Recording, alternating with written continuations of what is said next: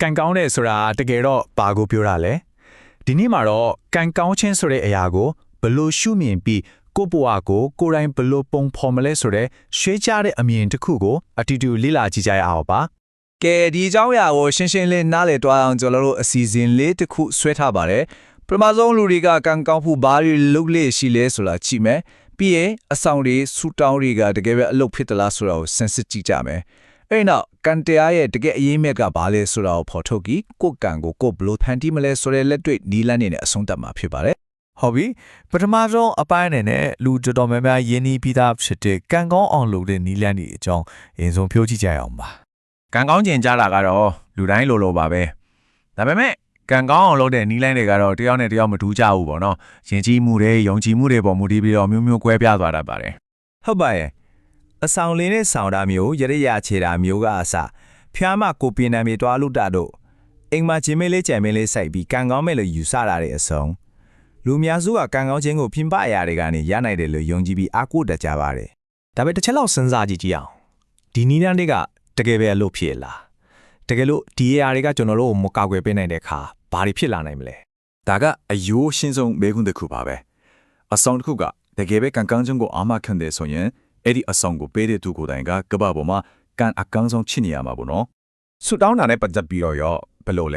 ဲလူတိုင်းဒီပါအောင်မြင်ဖို့ချမ်းသာဖို့ဆူတောင်းကြတာပဲလေတကယ်လို့သာဆူတောင်းတိုင်းပြည့်ရမယ်ဆိုရင်ဒီကဘာပေါ်မှာဆင်းရဲဒုက္ခရောက်နေတဲ့သူမအောင်မြင်တဲ့သူဆိုတာရှိတော့မှာမဟုတ်ပါဘူးတော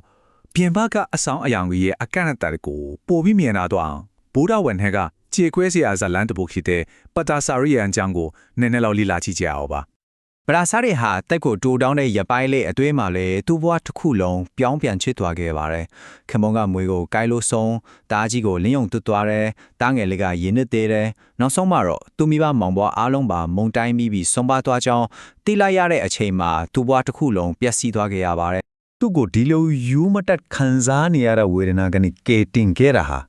အဆောင်လက်ဖွဲ့လီမဟုတ်ပါဘူး။မြတ်စွာဘုရားရဲ့တရားစကားကြောင့်ဒုက္ခဆိုတာငါတယောက်တည်းခံစားနေရတာမဟုတ်ပဲလူတိုင်းကြုံရတဲ့တဘာဝတရားတစ်ခုပဲဆိုတဲ့အတိတ်တရားကသာသူ့ကိုကယ်တင်နိုင်ကြတာပါဒါဆိုရင်အဆောင်တို့ရတရားတို့ကတကယ်အဖြစ်မဟုတ်ဘူးဆိုရင်ကံကောင်းခြင်းရဲ့တကယ်အကြောင်းရင်းကဘာဖြစ်မလဲဗုဒ္ဓအမြင်ကဒီပုံမှာဘလို့ရှင်းပြထားတယ်လဲအတေးကတော့ချက်ကတော့ကန်ဆိုတဲ့စကားလုံးပါပဲကန်ဆရာဂျပန်ချစ်လာတာမျိုးတဆုံတယောက်ကဖန်တီးပေးတာမျိုးမဟုတ်ပါဘူးဒါဟာအယိုးရှင်းဆုံးအကြောင်းနဲ့အကျိုးနေရာမှတရားပါပဲ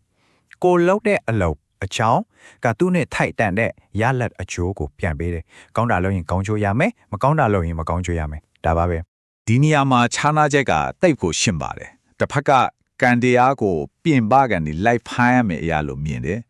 ဗုဒ္ဓရဲ့အမြင်မှာကြတော့ကံတရားဆိုတာကိုယ့်ရဲ့အတွေးအပြောအလုပ်တွေကနေဖြစ်ပေါ်လာတဲ့ကိုယ်ပိုင်ဖန်တီးမှုရလက်တစ်ခုပါပဲ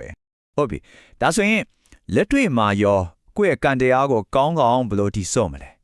မြတ်စွာဘုရားကလက်တွေ့ကျင့်တွန်းလိုက်တဲ့နီလန်းတွေကိုညွှန်ပြထားပါတယ်အဓိကအချက်ကရှင်းရှင်းလေးပါပဲကံကောင်းခြင်းနဲ့အဆောင်မလိုပါဘူးလိုအပ်တာကကိုယ့်ရဲ့စိတ်ကိုပြောင်းလဲဖို့ပါပဲဒီမှာကံကောင်းခြင်းကိုဖန်တီးဖြစ်မဲ့စိတ်နဲ့စိတ်ထား၅မျိုးရှိပါတယ်တရားဆိုတာကောင်းတာကိုယုံကြည်ပြီးလုပ်ချင်တဲ့စိတ်ဟီဂီဆိုတာမကောင်းမှုလုပ်ရမှာရှက်တဲ့စိတ်အော်ဒါဘတ်ဆိုတာမကောင်းမှုရဲ့အကျိုးဆက်ကိုကြောက်တဲ့စိတ်ဝိရိယကတော့ဇွဲလုံးလောက်ရှိတာနောက်ဆုံးပညာကတော့အမှားအမှန်ကိုခွဲခြားသိမြင်နိုင်တာပဲဖြစ်ပါတယ်ဒီချက်တွေကစားထဲမှာပဲရှိတာမဟုတ်ပါဘူးဒီအချက်တွေကိုလက်တွေ့ဘဝမှာအသုံးချပြီးအောင်မြင်ခဲ့တဲ့ခက်တဲ့ဥမာတစ်ခုကိုကြည့်လိုက်ရအောင်ပါမြန်မာနိုင်ငံကကမ္ဘာတိထင်ရှားကြော်ကြားခဲ့ဦးတန်ရဲ့အောင်မြင်မှုဟာဂျပန်ကန်ကောင်းလို့ရလာတာမျိုးမဟုတ်ပါဘူးသူ့ရဲ့အတွင်းစိတ်မှာရှိတဲ့အရေးသွေးတွေကြောင့်သာဖြစ်ပါတယ်ဇလန်လေးတစ်ခုရှိပါတယ်သူ့ရဲ့အထုပ်ပတ်တီစာအုပ်ကိုပြန်ချင်းနဲ့ပြင်လို့ရတယ်ဘယ်သူမှသိမှာမဟုတ်ဘူးလို့တယောက်ကပြောတဲ့အခါဦးထန်ကပြန်ပြောခဲ့တဲ့စကားတစ်ခွန်းရှိပါတယ်အဲ့ဒါကတော့ကျွန်တော်သိတယ်လေတဲ့ဒါဟာကိုချင်းတရားကိုဘယ်လောက်ထိတန်ဖိုးထားကြောင်းပြလိုက်တာပါပဲဆိုတော့တကယ်ကံကောင်းတဲ့ဘဝတစ်ခုကိုတိဆောက်ခြင်းနဲ့ဆိုရင်လိုအပ်တဲ့ပါဝင်ပစ္စည်းတွေကကိုချင်းတရားကြိုးစားအထောက်မှုပညာဉာဏ်ကောင်းမှုလုပ်လို့စိနဲ့ကိုရောသူတစ်ပါးကိုပါလေးစားတတ်မှုစတဲ့အတွင်းဆက်ရည်တွေးတွေပဲဖြစ်ပါတယ်အစွန်းသားအနေနဲ့မေးဟုံးတို့ကိုမေ့ချင်ပါတယ်ကံတရားဆိုတာပြင်ပကနေရှာတာမဟုတ်ပဲကိုယ်တိုင်တီဆောက်ရတာဆိုရင်ကိုယ့်ရဲ့ကံကြမ္မာကိုတကယ်တမ်းပုံဖော်နေတဲ့သူကဘယ်သူထင်မလဲ